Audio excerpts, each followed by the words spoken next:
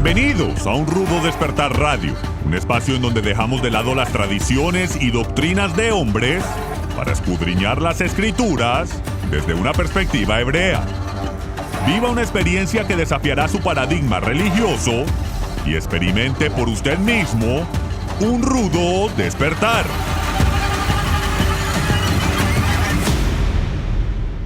Shalom, estudiosos de la Torá, y bienvenidos una vez más a su programa de Un Rudo Despertar Radio. Con ustedes su servidor Harold Calvo. Me acompaña el día de hoy nuestro hermano Miguel Forero y nuestro hermano Etzvi Ben Daniel. El día de hoy, hermanos, tenemos un programa especial para ustedes, el cual hemos titulado Programa de Preguntas y Respuestas. Hace ya un tiempito atrás habíamos hecho nuestro último programa, Preguntas y Respuestas, aprovechando las consultas que ustedes nos hacen llegar y que ustedes nos comparten a través de los diferentes medios, a través de las diferentes redes, en el área de comentarios, en la página de Facebook, directamente en la página de Un Rudo Despertar Radio. unrudodespertarradio.tv, lo cual se los agradecemos. Continúen enviándonos sus preguntas para poder seguir desarrollando este tipo de dinámica, hermanos. También aprovecho, hermanos, para invitarles a unirse al club de patrocinadores. En el club de patrocinadores hemos estado compartiendo el estudio de la parashá semanal, así como también artículos, diferentes blogs donde tratamos diferentes temas bastante interesantes. Agradecemos a todos los hermanos que se han unido al club de patrocinadores. Y hermanos, bueno, damos inicio al programa de hoy con la primera consulta que nos hace llegar el hermano Wilson Montaño. Un saludo para el hermano Wilson Montaño, el cual nos escribe y nos dice de la siguiente manera. Buenos días, hermanos de Un Rudo Despertar. Me gustaría saber acerca de algunos pasajes de la Torá donde se prohíben las relaciones sexuales durante la menstruación. Quisiera confirmar si estoy entendiendo correctamente. Por ejemplo, era un pecado bajo pena de muerte. Durante 7 días no se podía tener relaciones sexuales. En forma de pregunta. ¿Cómo se aplica a la actualidad? Gracias de antemano. Saludos cordiales. Saludos para usted, nuestro hermano Wilson. Shalom, shalom, hermano Etzvi, hermano Miguel. Primera pregunta sobre la mesa. ¿Qué nos dicen las escrituras acerca de esta consulta que nos hace llegar el hermano Wilson? Bienvenidos, hermanos. ¿Qué tal, Harold? ¿Cómo estás, querido Miguel? Y a todos los que nos están escuchando, gracias por enviarnos sus preguntas. Vamos a ver, tengo acá algunos pasajes en donde aparecen las referencias. El primero está en Levítico 15. Dice, cuando la mujer tenga flujo de sangre y su flujo esté en su cuerpo, 7 días permanecerá apartada. Cualquiera que la toque quedará impuro hasta la noche. Este es un capítulo que habla de distintas causas de impureza, tanto para hombres y para mujeres, por distintas causas, no necesariamente solo de menstruación. Luego en Levítico 18, 19, acá sí dice, no te acercarás a la mujer para descubrir su desnudez mientras esté con impureza menstrual. ¿Okay? Y luego en Levítico 20 dice, cualquiera que duerma con una mujer durante su menstruación y descubra su desnudez, su fuente descubrió y ella descubrió la fuente de su sangre, ambos serán eliminados, o en hebreo cortados, de su pueblo. ¿Cuál es la consecuencia? Entonces nos está diciendo primero la condición de la mujer, que está por 7 días en una condición de impureza. Luego nos es dicho que no debemos tener relaciones con la mujer durante este tiempo y, en última instancia, el castigo por hacerlo, ¿sí? Y bueno, después sobre esto expandieron los rabinos en el Talmud, o sea, porque obviamente con lo que se dice no da lugar a interpretación en cuanto a que existe esta impureza ritual y es un periodo de tiempo que no debemos acercarnos a la mujer. ¿Okay? Eso ya es un mandamiento de la Torá, no hay vuelta que darle. Y yo, o sea, realmente, tal vez Miguel tenga más experiencia, no sé, con distintas experiencias de gente, pero me parece que es algo normal que un hombre no se acerca a la mujer y la mujer tampoco siente que quiere tener relaciones cuando está en ese periodo, ¿sí? Es un periodo que la mujer se apartaba incluso de la congregación o de la comunidad. Hoy en día, pregunta en la actualidad, hoy en día incluso hay más cercas rabínicas que se originan en el Talmud, que ahora te voy a compartir. Pero hoy en día incluso tienen 2 camas separadas durante este periodo porque dicen de no hacer nada erótico o sugestivo para no crear el deseo ya para comenzar durante este periodo. Entonces las camas se vuelven a poner juntas durante el resto del mes y luego durante el periodo se separan. Entonces básicamente viven por separado y de acuerdo a la Torá, obviamente hoy en día no tiene un significado no estar ritualmente puro, ¿sí? Porque todo esto tenía mucho que ver con el culto alrededor del templo de Jerusalén, ¿sí? Uno no podía estar impuro para ciertas ocasiones o para los sacerdotes con los sacrificios, etc. Pero hoy en día no tiene un significado. Entonces, la gente generalmente no le va a importar, es algo que va a leer por arriba. Pero bueno, pero en el contexto religioso de hoy, en el judaísmo, sí es algo que se observa y de hecho, decía, en el Talmud se ha derogado que la mujer tiene que estar por 7 días separada, contando desde cuando termina el flujo de sangre. ¿Okay? Entonces, al final te terminan quedando como 12 días del mes que la mujer está separada y luego la mujer va a la mikve, ¿sí? Donde básicamente una pileta de bautismos, mirándolo desde el cristianismo, y una vez por mes se sumerge y luego puede volver con su marido. Okay, no sé si Miguel tiene algo. Gracias, sí, un saludo para todos. Quería enfatizar eso también, de que el asunto no es simplemente de la impureza ritual, porque por sentido común, digamos, está el asunto de la higiene, que tú lo mencionaste igualmente. O sea, normalmente una persona que está en sus 5 sentidos y que tiene un concepto apropiado de la higiene personal, pues no va a querer estar en relaciones sexuales así. Ahora, en el pasado, cuando se utilizaban aquellos, cuando no existían, digamos, todos estos artículos modernos que hacen que la menstruación no sea visible prácticamente, anteriormente había unos trapos o unos paños que las señoras tenían que usar y tenían que lavarlos y para volverlos a usar, y eso era terrible. Después entonces aparecen las toallas higiénicas y después los tampones. Entonces, todos estos asuntos hacen que sea como menos desagradable, menos ofensivo el asunto de la menstruación, lo que facilitaría que cualquiera de las dos partes, sea el varón o la mujer, se prestaran para tener una relación. Sin embargo, la misma disponibilidad emocional de la mujer no está en su mejor momento para tener una relación sexual. Entonces, a mí me parece que este asunto, aparte de que la Torá lo menciona, es un asunto de sentido común, ¿cierto?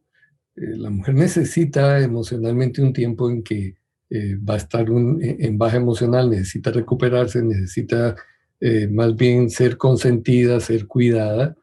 en vez de ser utilizada como un instrumento de placer. Probablemente ella no va a experimentar nada satisfactorio. Y en cuanto a la parte final que no mencionaste, porque dice la pregunta también que si era cierto que era pena de muerte. En el pasaje tú leíste que decía serán cortados de su pueblo. Sin embargo, ese cortados de su pueblo no significa necesariamente que los agarran a piedra y los matan. Está en lo correcto, cierto. Sino que simplemente habrían de ser sacados de la comunidad de Israel. Es lo que yo entiendo y tú podrías ampliar un poquito más. ¿Esvi? Sí, no tengo nada para agregar, Miguel. No sé si tiene algo para Ok. agregar a eso.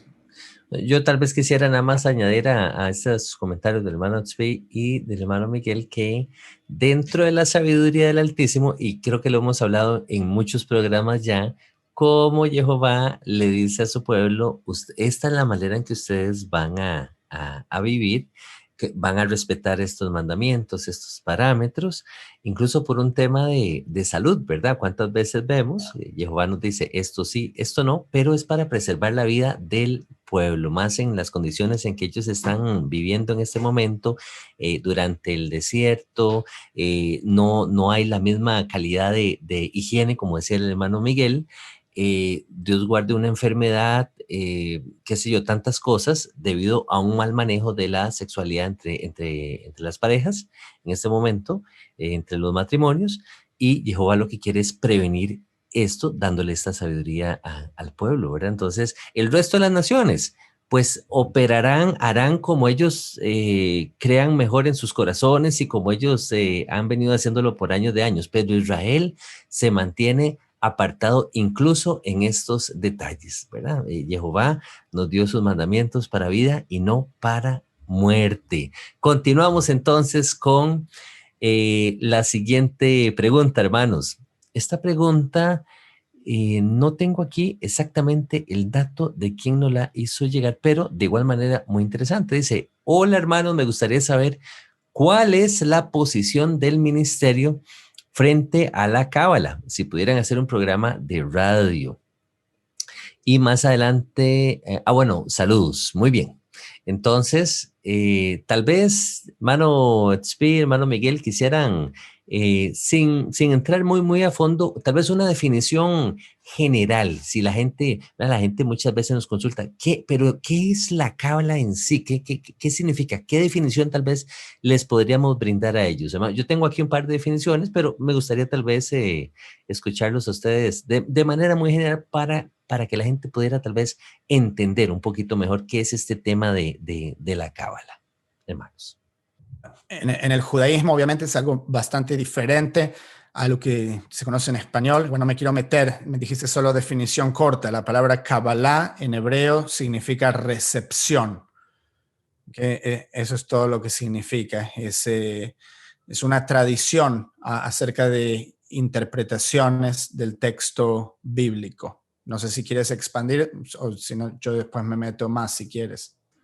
Ok, tal vez les voy a compartir rápidamente. Me encontré con un par de definiciones, me parecieron bastante interesantes. Algunos definen la cábala, dice, como una serie de enseñanzas esotéricas que intentan explicar la relación entre Dios, el infinito, un ser infinito, que es inmutable, eterno y misterioso, y el universo, que es perecedero y finito, creado por Dios. Y luego otra definición por ahí, para tal vez devolverte la palabra y puedas complementar tal vez un poquito más. Dice que la cábala es un método esotérico de interpretación transmitido por vía de iniciación que pretende revelar a los iniciados doctrinas ocultas acerca de Dios y del mundo. Entonces, básicamente como que gira en torno a estos dos conceptos, el concepto de Jehová como creador y de la creación per se, ¿verdad? Entonces, no sé si quisieran tal vez bueno, perdón, en torno al ministerio, el ministerio no, en caso del hermano Michael Root, no recuerdo yo honestamente que él haya entrado en alguna enseñanza de Cábala como tal o incluso que haya desarrollado un poquito más.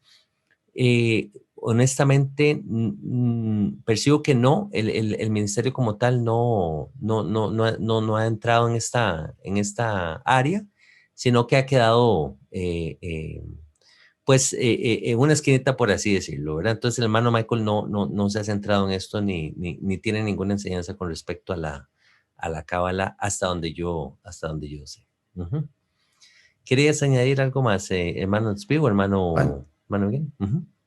Solo añado, o sea, ahora igual veo la pregunta es la posición del ministerio, que obviamente respondiste, no hay una posición que así, tan en claro, pero dice, si pudieran hacer un programa de radio, me imagino, sobre el tema, por eso tiene tal vez curiosidad. Solo quería agregar, tú dijiste ciertas palabras en tus definiciones que van a levantar las antenas de muchas personas que vinieron del cristianismo, como la palabra esotérico, que es algo oculto, es algo malvado o siniestro, y también el oscuro, sí, el tema de la Kabbalah. También está visto, yo me acuerdo mucho, bueno, en Argentina, me imagino se usará en toda Latinoamérica, que a veces hay jugadores de fútbol que tienen una cábala, ¿sí? Ya hacen algo, qué sé yo, patean el botín, el arquero sobre el poste, ¿sí? 10 veces o 7 veces antes de que patee el penal, qué sé yo, cosas así.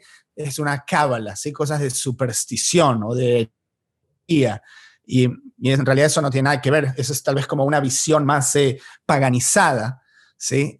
Influenciada por distintas culturas, pero no la intención original de lo que significaría. La base y el fundamento de esto tiene que ver con que hay distintos niveles de interpretación del texto bíblico, ¿sí? Una persona puede leer algo de manera literal, ¿sí? Y pensar que eso es todo lo que significa, y otra persona puede entender que hay un significado detrás o más profundo que la capa literal o superficial, ¿sí? Por eso Yeshua, habiendo crecido en el judaísmo y teniendo esas creencias, él dijo, yo le enseño a todos por medio de parábolas, pero a ustedes les enseño los misterios. Entonces, ¿cuáles son los misterios? Los misterios es lo que hay debajo de la parábola, ¿sí? Aquello que es esotérico. Yeshua era un maestro de Cábala, se puede decir en ese sentido, y lo cual, bueno, algunos ya me crucificarían por sugerir eso, pero quiero solamente para que la gente entienda que existe esa definición, que es distinta a la que habrán entendido ellos. No sé si tienen alguna pregunta más acerca de esto, quieren agregar algo. Sí, yo agregaría únicamente el asunto de la importancia de las definiciones de las palabras. Porque tal como tú dijiste que cábala la usan allá los jugadores para una cosa y cábala en el judaísmo significa otra, usted va y coge un diccionario y el diccionario le dice otro asunto totalmente distinto. Entonces, antes de escandalizarse por la palabra esotérico u oculto, busque, le sugiero a los oyentes, busquen en el diccionario qué significa, porque la cábala tiene que ver con la interpretación mística de la Torá. Pero muchos quisieran no entrarse de una vez a estudiar cábala cuando ni siquiera han tenido un acercamiento serio a la Torá. Madonna. Sí. Sí, entonces yo sugiero... Madonna. A mí en este momento no me llama la atención entrar en la cábala personalmente. Todavía tengo muchas cosas que aprender allí en la Torá. Y yo le sugiero a la gente, bueno, métase primero en la Torá, domínela, practíquela, vívala, y ya llegará su tiempo, si es el caso, de entrar en otra dimensión del asunto. Así es, así es. De hecho, podríamos tal vez, como se sugiere en la pregunta, podríamos tal vez hacer un programa con respecto a la definición de Cábala, y se me ocurre tal vez encontrar como ejemplos bíblicos, como lo mencionaba el hermano Spin con el tema de Yeshua, donde se pueden rescatar ciertos aspectos dentro de la narrativa bíblica que abarquen el asunto de la cábala, ¿verdad? Que tal vez están ahí presentes en el texto y que la gente desconoce y diría, mira qué interesante, esto está relacionado con la cábala y lo encontramos en el texto bíblico, ¿verdad? Algunos dicen que por darles un ejemplo, el texto en Ezequiel, ¿verdad? Cuando Ezequiel tiene aquella visión y ve aquella figura como con unas ruedas dando vueltas circulares, ¿verdad? Y con ciertos ojos. Y entonces eso como que lo asocian con el tema de la cábala, la creación del mundo, la existencia de Dios y todas estas cosas. Bueno, puede ser un tema que podamos desarrollar para comentar en un programa a futuro y dar un poquito más de luz con respecto a este tema en sí. Muy bien, entonces seguimos con la siguiente consulta. Dice de la siguiente manera, nos escribe el hermano Gerson Sorto. Dice, hola amados, estaba leyendo el texto del apóstol Pablo en el que dice que el primer mandamiento con promesa es el quinto, cuando vemos que el cuarto mandamiento tiene promesa también. Él consulta qué pasó allí, ese texto fue agregado, cómo tomar ese texto, saludos. Entonces, pues él está haciendo referencia a Efesios 6, 2, 4, ¿sí? Donde Pablo habla acerca del mandamiento, honra a tu padre y a tu madre, porque es el primer mandamiento con promesa. Adelante, hermano Tzvi. Sí, yo quería ver justamente, porque dice, no cita acá un versículo, o sea, dice donde el apóstol Pablo habla, dice que él dice que es el quinto, pero él dice cuando vemos que el cuarto tiene promesa también. Entonces yo me quedé viendo dónde el cuarto tiene promesa también, porque los mandamientos están en dos lugares en la Torá. La primera vez en Éxodo 20, la segunda vez en Deuteronomio, como el nombre del libro lo indica, la segunda ley, porque se relata otra vez al término de los 40 años que los israelitas estuvieron en el desierto. Y es cierto que hay ciertas diferencias entre ambos. Una de las más famosas es recordarás el día de Shabbat, en el cuarto mandamiento justamente, cuando en Deuteronomio 5 dice guardarás el día de Shabbat. Okay, esto es muy interesante en hebreo, es otro tema, podemos entrar a eso en otro momento, pero las definiciones de ambas palabras, pero hay ciertas diferencias. Pero en todo caso, en Éxodo 20, la primera vez que aparecen los 10 mandamientos, acuérdate del Shabbat para santificarlo, 6 días trabajarás y harás tu obra, pero el séptimo día es de reposo para Jehová tu Dios, no hagas en él obra alguna, tú, ni tu hijo, ni tu hija, ni tu siervo, ni tu criada, ni tu bestia, ni el extranjero que está dentro de tus puertas, porque en 6 días hizo Jehová los cielos, la tierra, el mar y todas las cosas que en ellos hay, y reposó en el séptimo día. Por tanto, Jehová bendijo el sábado y lo santificó. No entiendo aquí dónde está la promesa. Okay, acá no hay ninguna promesa. Tal en el vez, 12... uh-huh. Y perdón, Harold, sí. ahí te devuelvo la palabra solo para terminar mirándolo. Honra a tu padre y a tu madre para que tus días se alarguen en la tierra que te dio tu Dios. ¿Okay? Entonces, esa es la promesa. Honra a tus padres para que tus días se alarguen. Y en Deuteronomio 5 dice algo muy similar. Estaba diciendo la palabra guardarás en lugar de recordarás, pero básicamente lo mismo. Acuérdate de que fuiste siervo, te sacó Jehová con brazo extendido y te ha mandado que guardes el sábado. No hay promesa que yo vea. Luego en versículo 16, honra a tu padre y a tu madre, y otra vez, para que sean prolongados tus días. Esa es la promesa que dice Pablo. Entonces, no estoy seguro cuál es la promesa que ve nuestro amigo en el cuarto mandamiento. Harold, ¿tú tienes idea? Tal vez dándole como, ¿verdad?, el beneficio de la duda, si retrocedemos en la lista de los mandamientos, tal vez que él se haya equivocado y no fuera tal vez el cuarto, sino el tercero o el segundo, donde Jehová habla diciendo, no te harás imagen ni ninguna semejanza de lo que está arriba en el cielo ni abajo en la tierra. Y él sigue hablando diciendo, porque yo soy Jehová, tu Dios fuerte, celoso, que visito la maldad de los padres. Muy bien.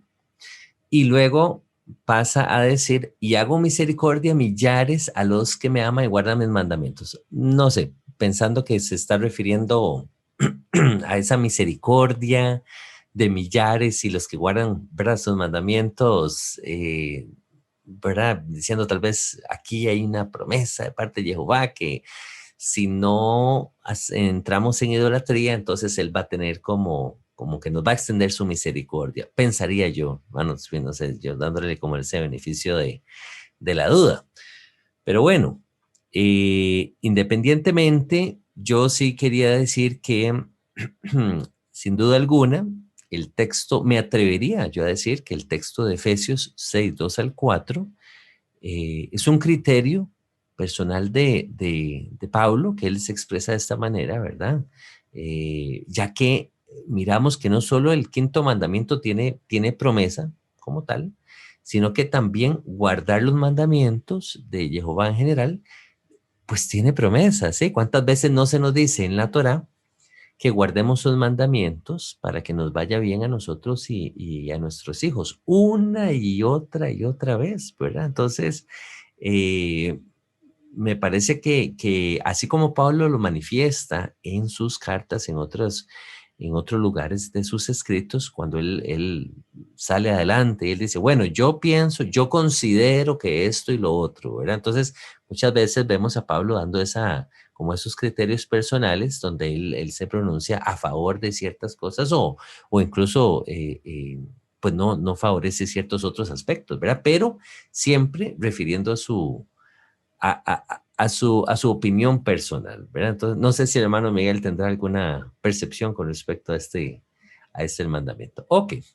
Entonces, pues podemos dejarlo ahí. Vamos a continuar con la siguiente consulta.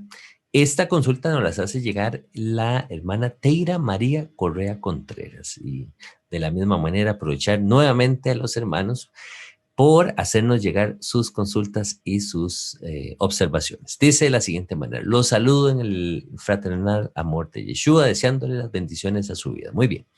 La presente es con el fin de solicitar soy yo lo siguiente. Usted, como descendiente de las raíces hebreas, conoce bien los significados de los siguientes nombres. Jesús, quería saber si es verdad que significa la bestia 666 en griego.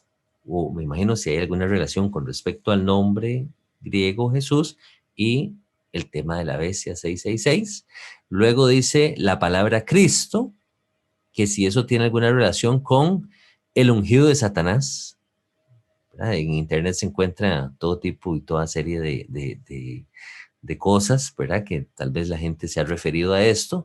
Si la palabra Señor se refiere a Baal, si la palabra Dios significa Zeus y Hasatán, o cuáles son los verdaderos nombres de ellos. Me imagino refiriéndose a lo que es el Mesías, refiriéndose a Jehová como tal, incluso significado tal vez de la palabra Hasatán. Y lo otro es si es verdad que los verdaderos cristianos evangélicos que se han muerto se han ido para el infierno. Esa es para el hermano Miguel, ¿verdad? Que nos pueda traer un poquito de luz ahí. Y dice, gracias de antemano por sus acertadas respuestas. Entonces, tal vez, hermano Tzvi, por el lado, aprovechando ese expertise tuyo en el... No digo, porque Miguel es San Pedro. Él decide quién va para el infierno, y si usted va para acá, para la derecha, usted va para la izquierda. Y no, o sea, para mí... sí, yo sé muchas cosas, he estado en el ámbito de las raíces hebreas y vi que hay muchas cosas con ideas muy disparatadas que a veces no sé si las difunden para intentar ganar atención o interacción o más seguidores en sus videos o redes sociales, pero muchas de esas cosas, si uno quiere entrar en la lingüística, para empezar, y hablar en un lenguaje puro, entonces va a tener que dejar de hablar español, la lengua del conquistador, ya en general. porque hay muchísimas palabras que derivan de otras palabras, que derivan de dioses paganos o palabras que no son santas, por así decirlo.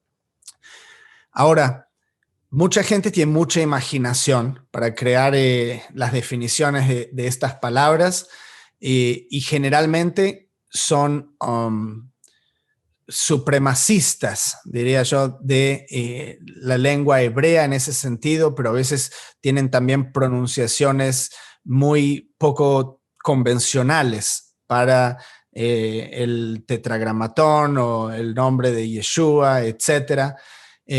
Y hablan acerca de las palabras paganas que son las versiones en español para que la gente no las use.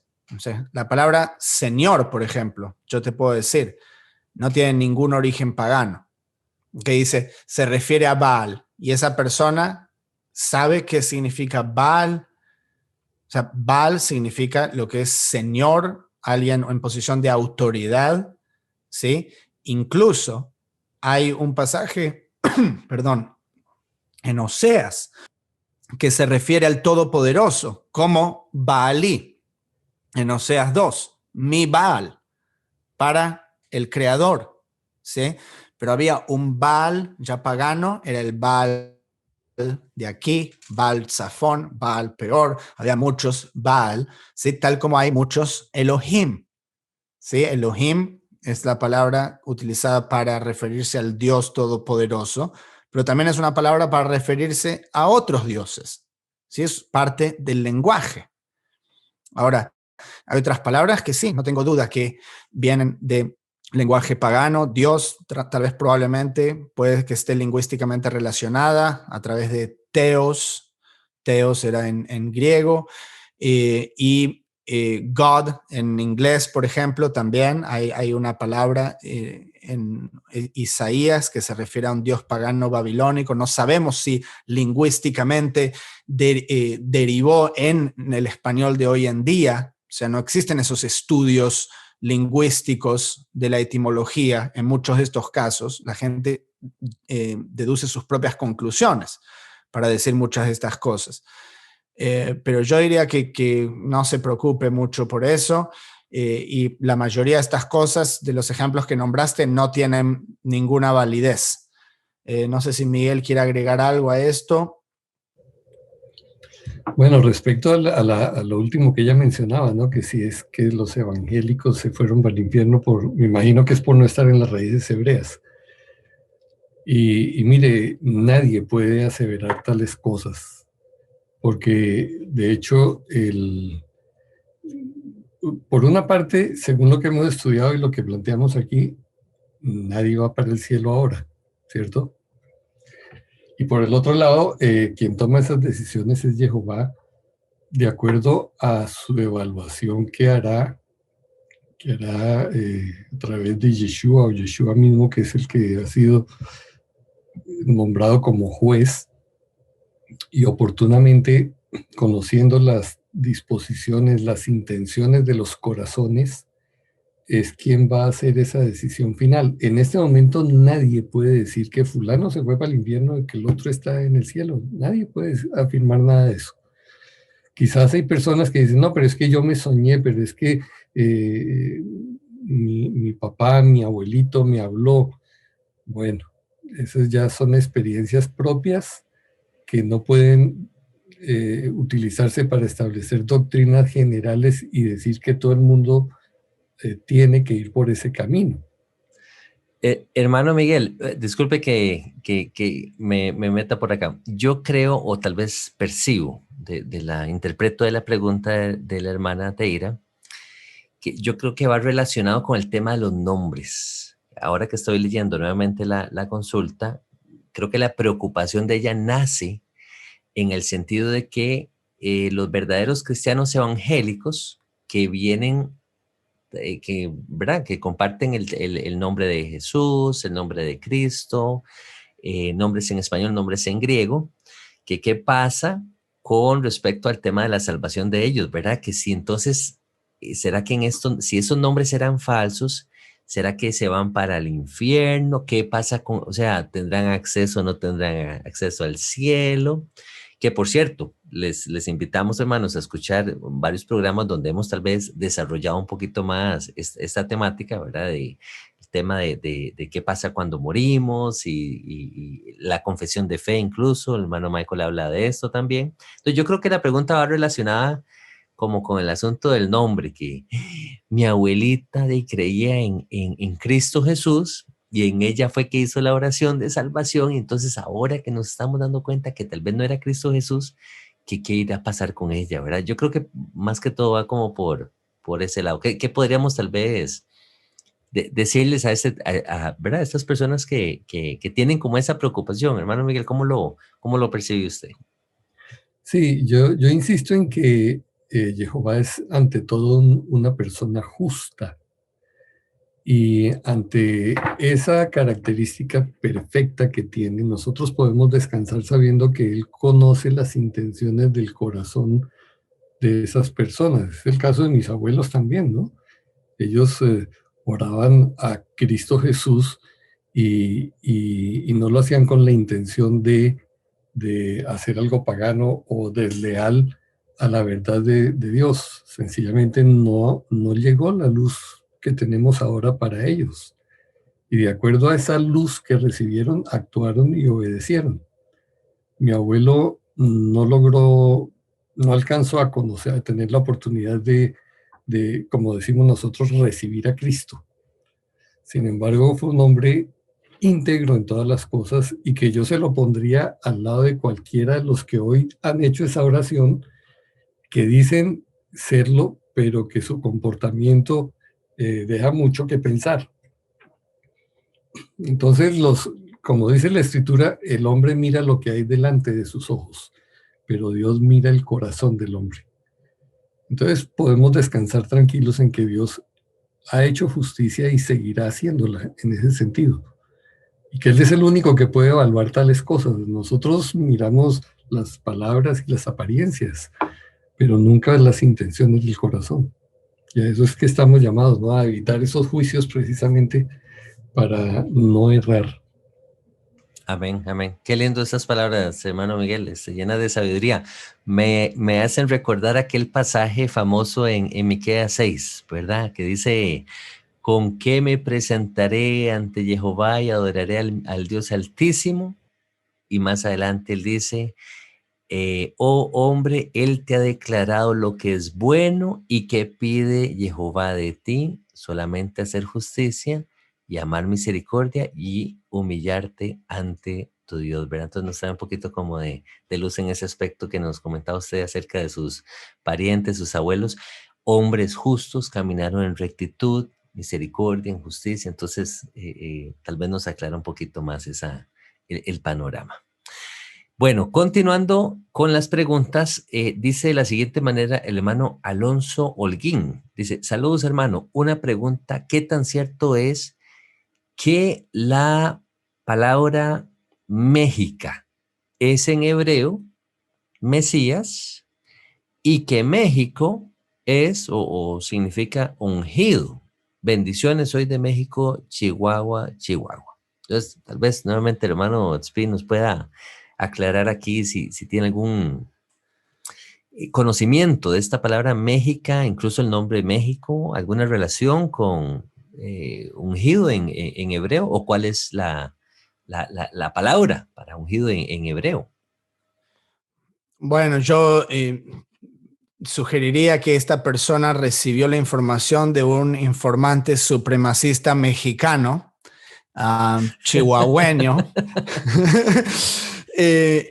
Y bueno, en hebreo, Mashiach es la palabra para Mesías, ¿ok? No sé si la persona pensaba que el Mesías va a retornar al DF en lugar de Jerusalén. Pero entonces, esta es la línea de la pregunta anterior, ¿okay? O sea, no es una burla ni nada, pues mucha gente realmente no sabe qué creer, recibe mucha información hoy en día de todo tipo de lugares, y bueno, lo que tenemos que hacer es verificar. Eso es nuestra responsabilidad, ¿okay? En la era de la internet, Si tú estás recibiendo un meme por medio de las redes sociales, significa que tienes internet. Con el mismo internet puedes buscar y verificar el origen y el significado de la información que te es presentada. ¿Sí? Lo mismo con todas las cosas en el moderno vivir, ¿sí? Cuando hablamos de la información que recibimos de la ciencia moderna, de las instituciones educativas, de toda esta información que recibimos de todo tipo de fuentes, de los noticieros, ¿sí? No sabemos a quién creerle. Bueno, podemos investigar un poquito más. Así es como llegamos al conocimiento de la Torá y tratar de entender qué hay detrás de las paredes de la religión, ¿sí? Entonces, o sea, tampoco, otra más, no veo ninguna validez a eso de México. No sé si Miguel tiene algo que agregar, si no, podemos movernos. Ok, vamos a continuar. Entonces, muchas gracias, hermano Tzvi, ahí por la aclaración. Yo creo que, como dices tú, las dudas son bastante válidas, puesto que tanta información nos está llegando día con día. Ya vamos a casi concluir. Dice de la siguiente manera el hermano Gerson Sorto. Tal vez el hermano Miguel nos pueda colaborar con esta consulta, dado la experiencia que el hermano tiene con congregaciones, iglesias, etcétera. Dice de la siguiente manera. Saludos. Dice, entiendo que la manera en que se reúnen la mayoría de las iglesias hoy en día lo hacen con gran influencia pagana, que por eso vemos pastores multimillonarios y en sus mismas congregaciones personas viviendo en pobreza extrema. ¿Cómo explicar, según la Biblia, cómo es el plan de Dios para reunirnos? ¿Cuál es tal vez el modelo para congregarnos? ¿Cómo es que deberíamos de estarlo haciendo? En otras palabras, si lo estamos haciendo de esta manera, lo aprendimos así tal vez en el cristianismo, ¿cuál sería la manera ideal de hacerlo? Tal vez, hermano Miguel, que tiene experiencia con manejo de personas, grupos, congregaciones, y nos puede contar un poquito acerca de su experiencia. Gracias, sí. Hemos tratado el tema, creo, en otras ocasiones igualmente, pero simplemente resumiré algo importante. Y es que en la Escritura no hay nada escrito de una manera explícita de cómo hacer una reunión. Estas tradiciones de lo que son las reuniones hoy en día son simplemente generadas por la costumbre o por alguien que se le ocurrió hacerla de esa manera.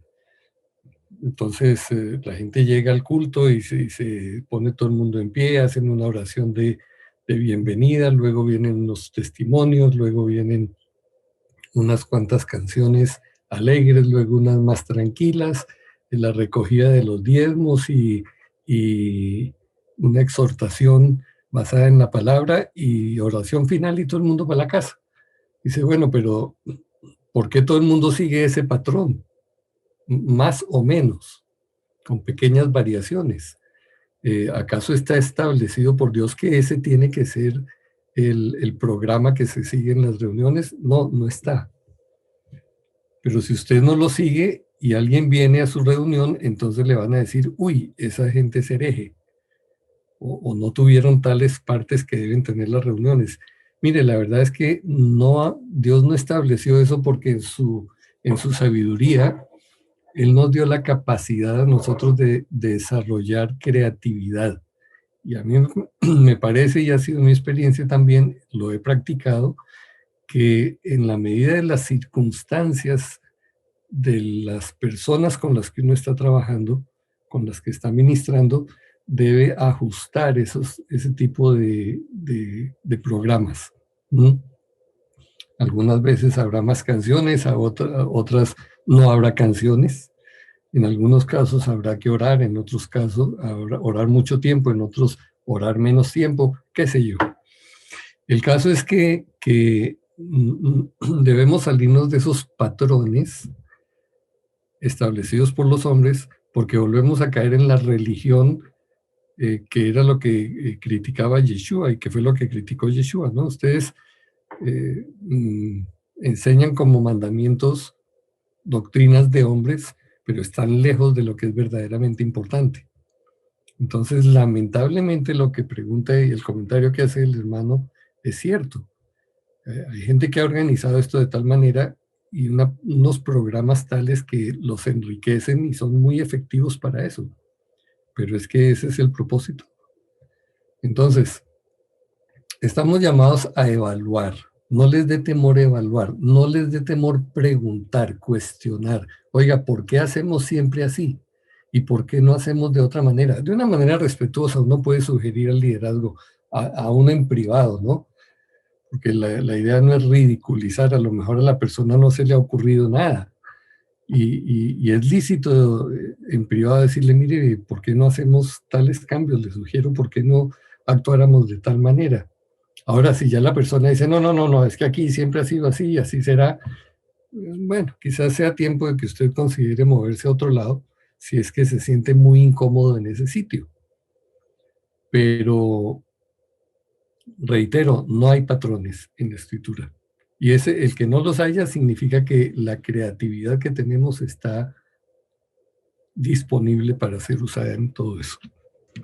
Excelente, excelente. Muchas gracias, hermano Miguel.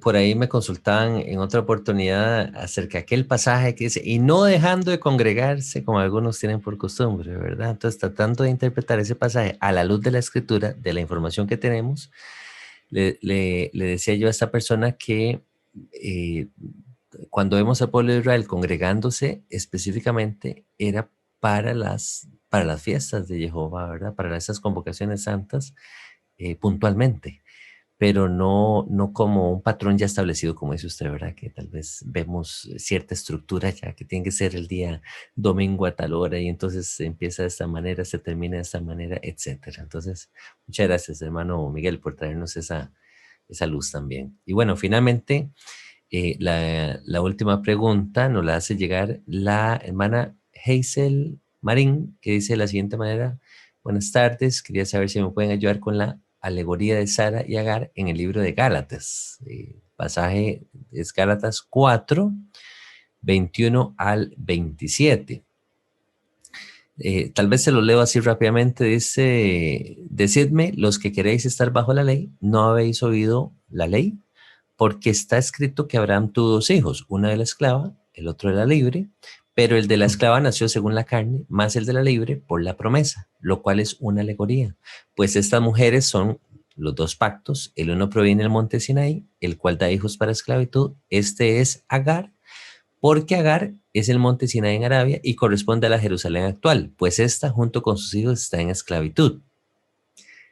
Más la Jerusalén de arriba, la cual es madre de todos nosotros, es libre.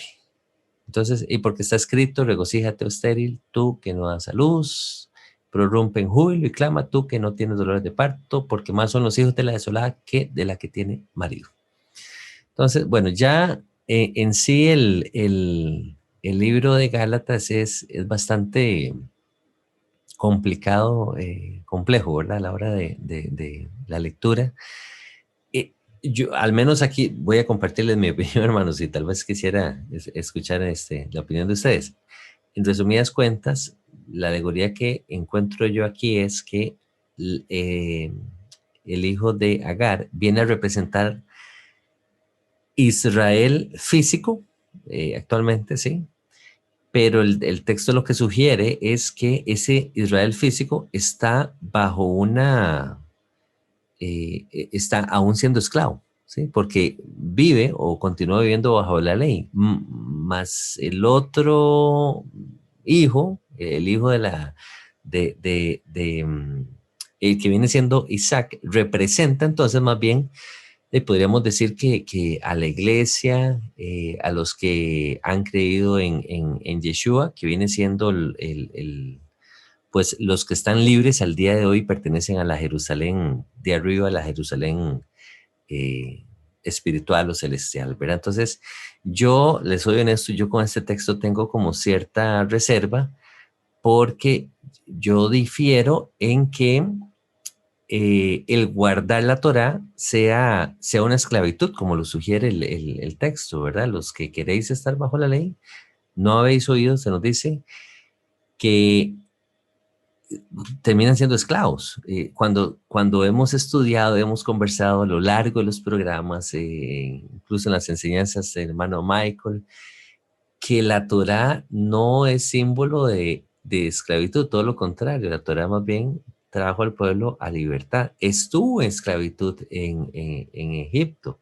Más bien la Torá vino a traer bendición, vino a traer vida para Israel, ¿verdad? Entonces, lo que pasa es que cuando vamos aquí al texto, pues más bien este texto se ha prestado como un pilar para desarrollar esta doctrina de sustitución, donde se descarta al pueblo de Israel y entonces la iglesia ha tomado como ese rol, pero de una manera espiritual y entonces las bendiciones, todas las bendiciones que correspondían al pueblo de Israel, ahora corresponden al pueblo cristiano. Entonces, ¿cómo desciframos esta alegoría? ¿Cómo la percibe usted, tal vez, hermano Miguel y hermano Etzpi? No sé, me gustaría tal vez escuchar sus opiniones, ya para ir concluyendo el programa. Sí, yo diría un par de cosas nomás, y es que analizando con cabeza fría el pasaje, a mí me surge el interrogante de si realmente eso es autoría de Pablo o no. No lo podemos confirmar, porque es notable que la persona que escribe eso diga que Agar representa un pacto. A través de Agar nunca se hizo ningún pacto, ¿sí? ¿Y por qué Agar la relacionan con el monte Sinaí? Nada que ver. Agar nada tuvo que ver con el monte Sinaí tampoco. Entonces me parece que esto es como una de esas aplicaciones que en algún momento quien estaba trabajando con la epístola o discípulos de Pablo, el mismo Pablo, no lo sé, quisieron hacer por vía de una ilustración. Pero si nosotros nos vamos a la Torá y leemos en detalle, no encontramos ninguna base sólida para declarar lo que aquí dice. ¿Sí? Sencillamente no la hay. ¿Por qué se compara a Agar con el monte Sinaí? ¿Por qué a Sara con la Jerusalén? Simplemente a la persona se le ocurrió hacer eso, ¿no? Como una inconsistencia, más bien encontraríamos aquí. Y si usted me pone a escoger entre la Torá, el Tanakh, los profetas y este texto de Gálatas, voy a irme a favor de la Torá, el Tanakh y los profetas todas las veces, ¿verdad? Entonces, este es uno de esos textos, como dice usted, hermano Miguel, que hay que tomarlo con mucho cuidado y saber depurar. Por dicha tenemos las escrituras para poder filtrar las cosas, porque definitivamente aquí estamos descartando a toda la descendencia de Jacob, ¿verdad? Física, cuando todas las escrituras más bien nos dicen todo lo contrario, que él va a recoger a su pueblo, que lo va a reunir, que lo va a llevar de vuelta. Si Israel se arrepiente, Jehová se va a volver a ellos, él va a poner un rey en medio de nosotros, él va a vivir en medio de nosotros, su tabernáculo va a estar en medio de nosotros. O sea, no sé, yo encuentro como una gran inconsistencia. Muy buena la pregunta, porque es un texto que está aquí en Gálatas, pero tener ese cuidado, ¿verdad? No sé si el hermano tiene alguna observación, algún otro comentario.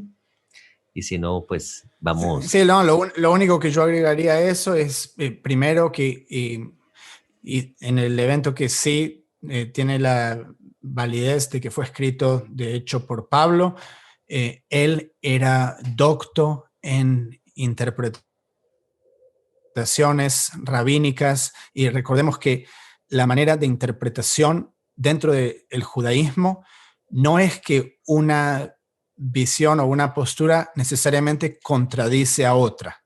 ¿Okay? Entonces, eso para empezar. Y desde el cristianismo siempre es o es esto o es lo otro. ¿Okay? Y obviamente yo lo pondría en el contexto que tenés a Pablo múltiples veces diciendo acerca de la validez de la Torá. Entonces, si él se contradice a sí mismo dependiendo a quién le está hablando, sería un hipócrita que no debe ser seguido, para comenzar. ¿Sí? En el caso de que no sea así y que sea una persona con integridad y que sí seguía la Torá, entonces hay que poder encontrar una interpretación que no sea la literal que parece ser, al menos cuando lo leemos en español. Y para mí, en el contexto de Gálatas, está hablando mucho acerca de gente que quería satisfacer lo que era valioso para otros humanos, ¿sí? Muchas regulaciones también añadidas a la Torá, tratar de encontrar justificación por medio de seguir mandamientos de la Torá, cuando sabemos que esa no es una manera de ser justificados. ¿Okay? Entonces, yo tal vez trataría de irme por ese lado para tratar de justificar las palabras de nuestro hermano Pablo, pero nuevamente, para mí no es algo que me va a quitar el sueño, que es que Pablo no puede contradecir la Torá. O sea, Pablo era una persona, ¿sí? Él nunca dijo, esto es lo que dice Jehová, ¿sí? No es la palabra de Moisés tampoco. Entonces, por ese lado tampoco es algo que me voy a preocupar. Sí, yo creo que ese punto que estás mencionando es muy importante, porque como a nosotros se nos enseñó que el Nuevo Testamento es de inspiración divina, inerrante, y que todo lo que está ahí es como si fuera la Torá, entonces viene el problema de que cuando se encuentran pasajes como este, la gente le da vueltas y le tuerce el brazo al pasaje para hacerlo encajar de alguna manera en la doctrina que quieren exponer. Y a mí me parece que hay cosas que son muy sencillas, y uno cuando las mira a la luz de la Torá, la luz de la Torá es suficientemente clara para dejar al descubierto cualquier otro asunto que no corresponde. Y si no, como dice Zvi, no se trasnoche por eso. Mire, hay otros asuntos más importantes que tienen que ver con la fidelidad y la obediencia, más que con la comprensión de esto. Así es, así es. Qué importante eso, sí, ya que aquí lo importante es, no podemos tirar a la basura nuevamente la Torá, los profetas, el Tanakh, por un pasaje bíblico, bueno, 2 o 3 pasajes bíblicos que encontramos en el libro de Gálatas, que no hay una claridad en sí, y entonces descartamos toda la palabra de Jehová solamente por estos 2 pasajes, ¿verdad? No, tiene que existir una consistencia, ¿verdad? Que tiene que haber una relación, una consistencia con lo que dijo Moisés y los profetas. Eso era la práctica que tenían, dice los hermanos en Berea, ¿verdad? En el libro de Hechos, que ellos iban verificando las palabras de Pablo con todo lo que estaba escrito ya en la Torá de los profetas. Así que, pues, a poner en práctica ese ejercicio. Hermano Tzvi, muchísimas gracias. Hermano Miguel, de la misma manera, un gran agradecimiento, un fuerte abrazo a la distancia a ustedes por traer siempre y compartir del conocimiento, la sabiduría que Jehová les ha dado y con tanto cariño, pues traerlo a esta audiencia de Un Rudo Despertar Radio. Ustedes, hermanos que nos escuchan, muchísimas gracias también. Les invitamos a escuchar los hermanos que se han ido uniendo al canal de YouTube, que pues escuchen los otros también programas y los compartan con sus amigos y sus familiares. Damos por concluido el programa del día de hoy. Nuevamente, las gracias a ustedes. Jehová les bendiga y les guarde, y nos vemos hasta la próxima. Shalom, shalom.